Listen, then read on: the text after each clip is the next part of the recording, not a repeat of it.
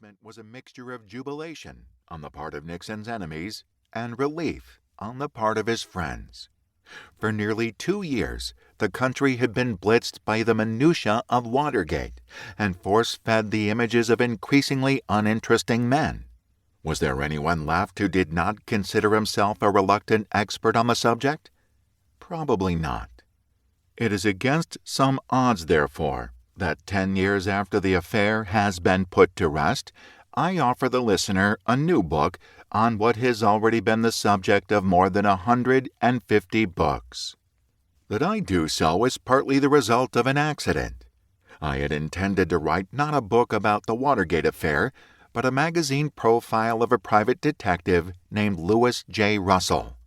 An alcoholic and a womanizer, Russell had been one of the country's foremost red hunters during the 1950s, while a top staff member of the House Committee on Un-American Activities, the notorious HUAC. In researching the sordid details of Russell's life, I soon learned of his employment by McCord and, what is more, of his presence at the Watergate break-in on the night of the arrests.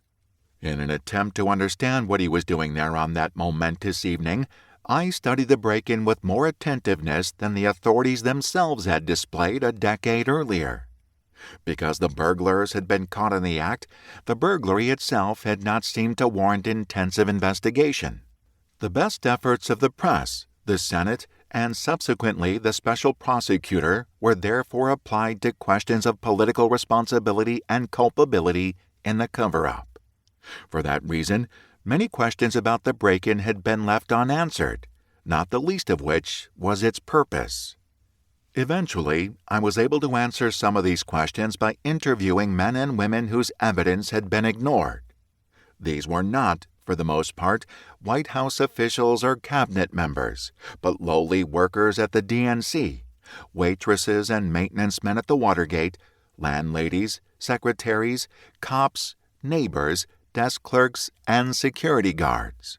The details they provided led to a picture of the Watergate break-in that was far different from what had been transmitted via television at the time.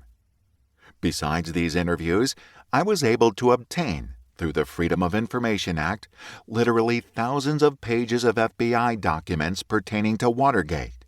These included interviews, laboratory reports, summaries, chronologies, air tells, photographs, and telephone records.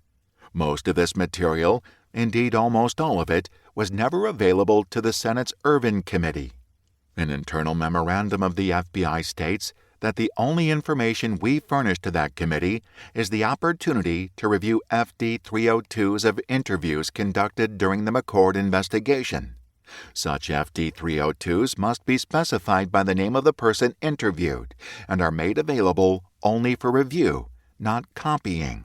In effect, the FBI investigation of the Watergate affair was off-limits, except on the most restricted basis, to the very committee that sat in judgment of the Nixon administration.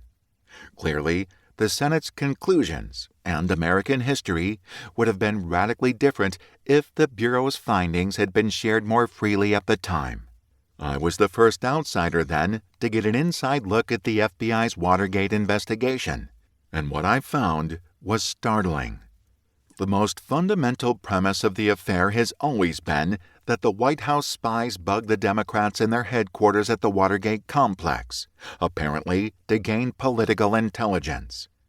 FBI documents, however, and other evidence that was either ignored or overlooked by Senate committees, prosecutors, and the press show conclusively that telephones in the Watergate offices of the Democratic National Committee, DNC, were never bugged.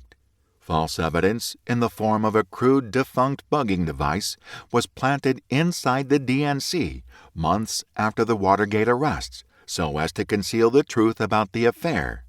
Further investigation showed that G. Gordon Liddy, the ostensible leader of the espionage team, was in actuality a dupe of his subordinates, E. Howard Hunt and James McCord.